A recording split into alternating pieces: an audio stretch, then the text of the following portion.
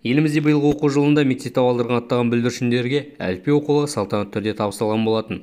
Араға бірнеше жыл салып, қайта құралған әліппемен қоштасу кешін бүгін Қандыағаш қалалық номер 4 орта мектебінің 1 Г сынып оқушылары өткізді.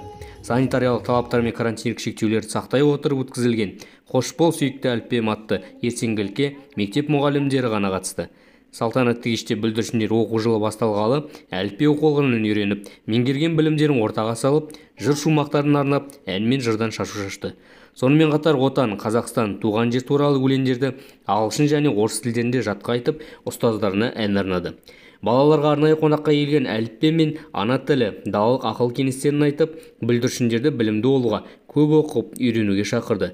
Жаңа оқу жылында қолдарына қалам беріп, алғаш әріп танытқан ұстаздары әрі сынып жетекшісі Әйгерім Ағайдароваға алғыстарын жеткізді. Кеш соңында оқу ісі бөлім меңгерушісі Гүлдана Турабаева бүлдіршіндердің қадамына сәттілік тілеп, ана тілі оқулығын табыстап, арнайы дипломмен марапаттады.